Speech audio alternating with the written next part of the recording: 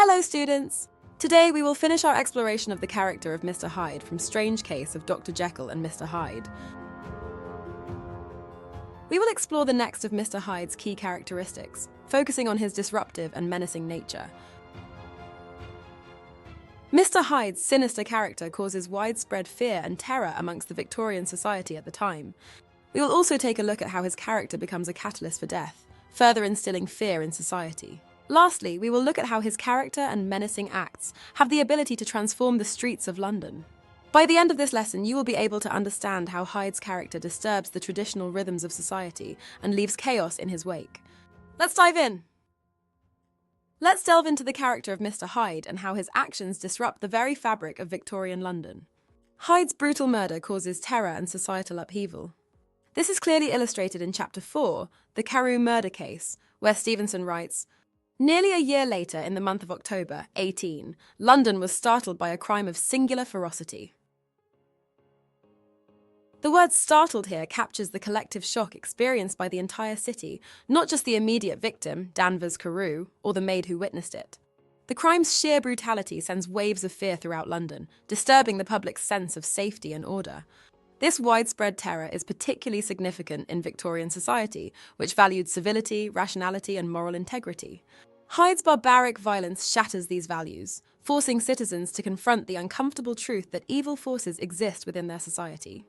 By portraying Hyde as a source of widespread panic and societal reflection, Stevenson highlights the profound impact of Hyde's disruptive presence, shaking Victorian confidence in human progress and stability. Hyde's presence in the novella acts as a catalyst for both direct and indirect deaths, underscoring his role as a profoundly disruptive force. This is clearly illustrated when Dr. Lanyon confesses, "I have had a shock, and I shall never recover. It is a question of weeks. Well, life has been pleasant. I liked it. Yes, sir, I used to like it.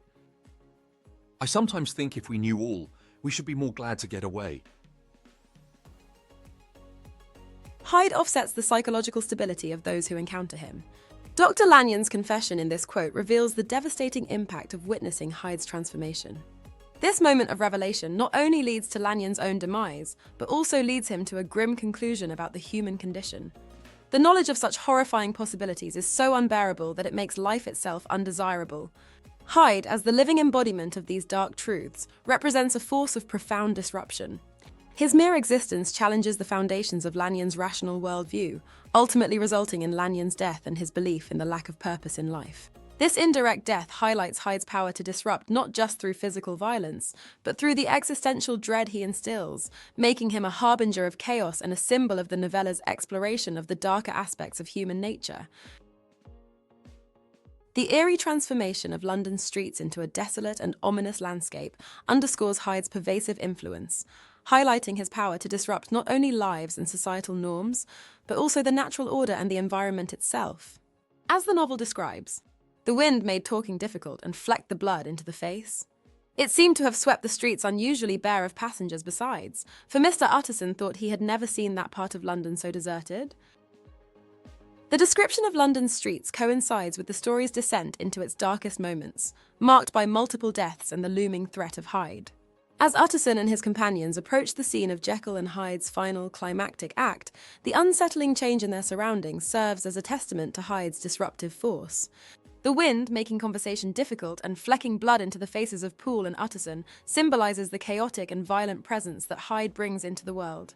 This transformation of the cityscape, from a bustling metropolis to a deserted, foreboding wasteland, further emphasizes the extent of his impact. His malevolence reaches beyond personal and societal boundaries, affecting even those who are not directly involved in the narrative.